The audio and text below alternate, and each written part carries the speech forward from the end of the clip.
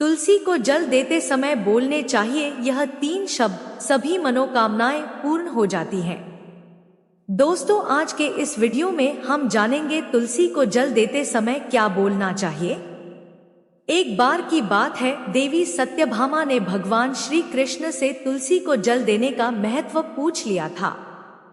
तब भगवान श्री कृष्ण ने उन्हें उसका महात्म्य सुना दिया था।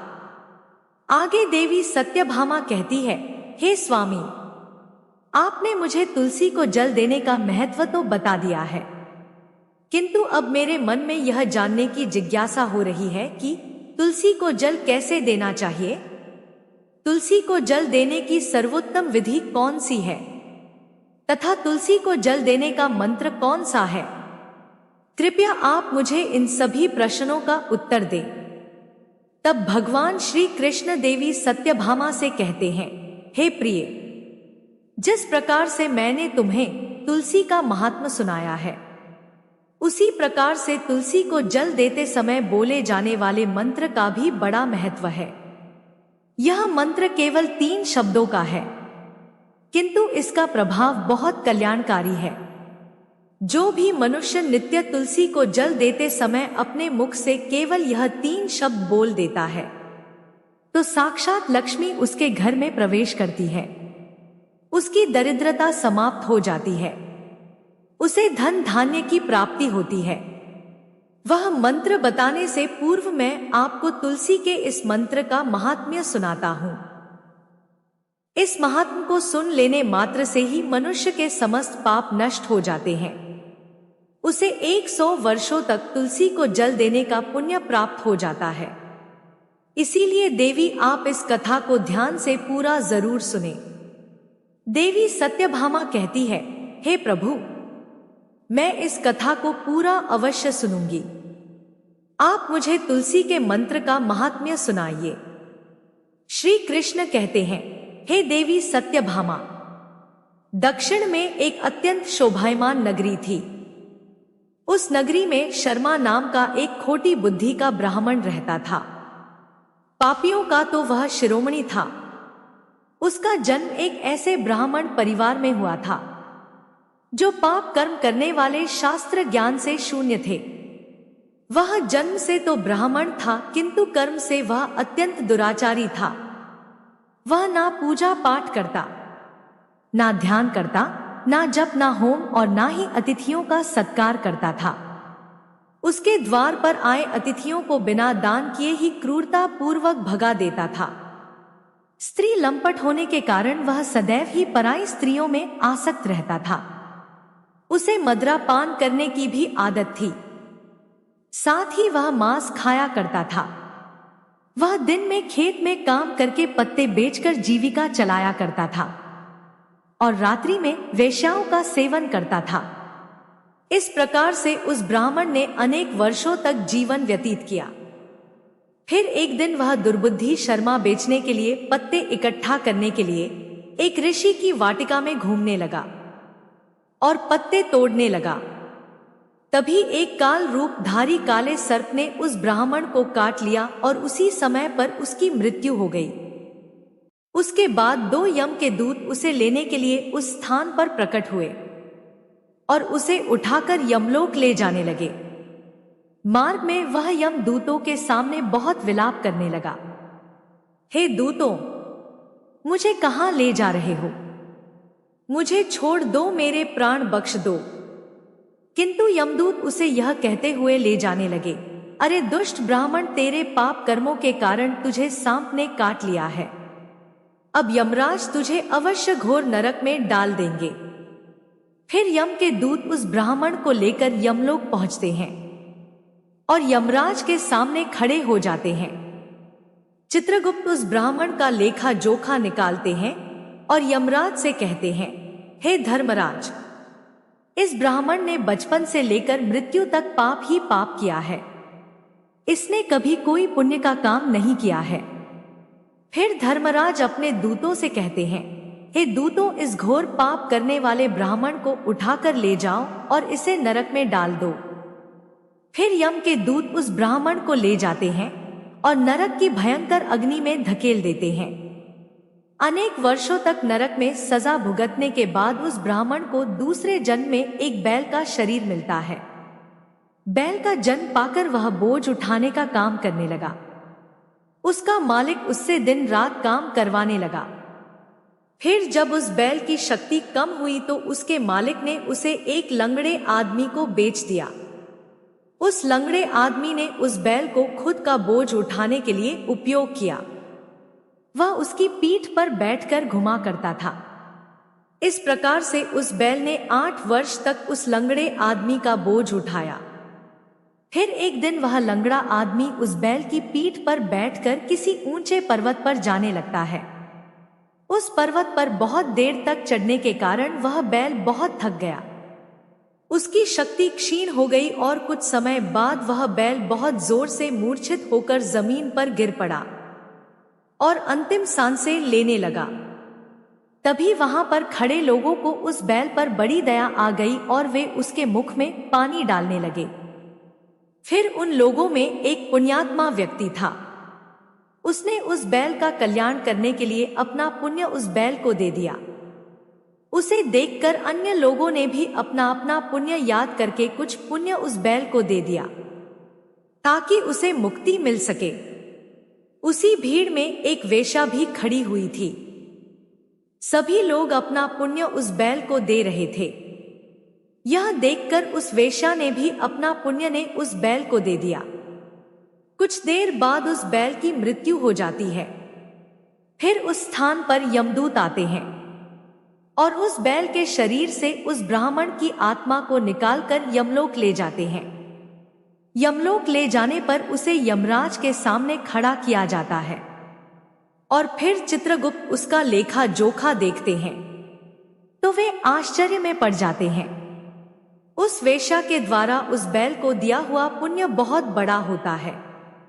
उस पुण्य के प्रभाव से उसके सभी जन्मों के पाप नष्ट हो जाते हैं। फिर यमराज उस ब्राह्मण के सभी पाप क्षमा करते हैं और कहते हैं, हे ब्राह्मण, उस वेश्या ने तुझे अपना पुण्य देकर तुझ पर बड़ा उपकार किया है। केवल उसी के पुण्य के कारण तुम्हारे सब जन्मों के पाप नष्ट हो गए हैं और यमराज उसे फिर से मनुष्य जन्म प्रदान करते हैं। इस बार वह पृथ्वी पर आकर एक उत्तम ब्राह्मण कुल में जन्म लेता है। उस महापुण्य के प्रभाव से उसे इस नए जन्म में अपने पूर्व जन्म की बातें याद आने लगती है। जब वह ब्राह्मण बड़ा हो जाता है तो उसे याद आता है कि पिछले जन्म में जब वह बैल था तब एक वेश्या ने उसे उसका पुण्य दे दिया था। इसीलिए उसके मन में उस वेश्या के बारे में जानने की इच्छा होती है और उस महापुण्य के बारे में जानने के लिए उस वेश्या का पता लगाकर उसे ढूंढते हुए उसके नगर में चला जाता है। वह वेश्या अब बूढ़ी हो चुकी थी। फिर जब उसे वह वेश्या मिल जाती है तो वह उसके सामने जाकर उसे बार बार प्रणाम करता है और उस वेश्या का धन्यवाद करने लगता है। वह वेश्या कहने लगती है, हे ब्राह्मण श्रेष्ठ, आप कौन हैं और किस कारण वश आप मुझ वेश्या को धन्यवाद दे रहे हैं? मैंने आपका कौन सा कार्य किया है जो आप मुझे नमस्कार कर रहे हैं? तब वह ब्राह्मण कहता है, हे माता, मैं वही बैल हूं जिसे तुमने अपना पुण्य दे डाला था। अपने पाप कर्मों के कारण मुझे पिछले जन्म में बैल होना पड़ा था। उस पर्वत पर जब मैं मर रहा था तो तुमने मुझे अपना पुण्य दिया था। तुम्हारे पुण्य के प्रभाव से ही आज मुझे फिर से मनुष्य जन्म मिला है। तुम्हारे द्वारा दिए गए उसी पुण्य के कारण मुझे अपने पूर्व जन्म की सारी बातें याद है। किंतु हे माता, मैं आज यहाँ पर यह जानने के लिए आया हूँ कि तुमने मुझे उस समय पर अपना कौन सा पुण्य दिया था जिस कारण से मेरे सभी जन्मों के पाप नष्ट हो चुके हैं। मैं उस पुण्य के बारे में जानना चाहता हूं। तब वेश्या ने कहा, हे ब्राह्मण श्रेष्ठ, मैंने तो अपने जीवन में कोई पुण्य के काम नहीं किए हैं, किंतु मेरे घर में एक तोता है जो पिंजरे में रहकर हमेशा कुछ बोलता रहता है, जिसे सुनकर मेरा अंतकरण पवित्र हो गया है। उसी तोते के द्वारा बोले गए मंत्र का पुण्य मैंने तुम्हें दान में दिया था फिर वह वेश्या और वह ब्राह्मण उस तोते के पास जाते हैं और उसे पूछने लगते हैं, हे शुक, तुम कौन सा मंत्र बोलते रहते हो? उससे हमारे जीवन का उद्धार हुआ है। यह मंत्र तुम्हें किसने सिखाया और इस मंत्र का क्या अर्थ होता है? तब उस तोते ने अपने पूर्व जन्म का वृतांत सुनाना आरंभ किया। वह तोता कहने लगा, हे ब्राह्मण श्रेष्ठ, पिछले जन्म में मैं एक ब्राह्मण था। मैं अपने ज्ञान के अहंकार में अंधा हो चुका था।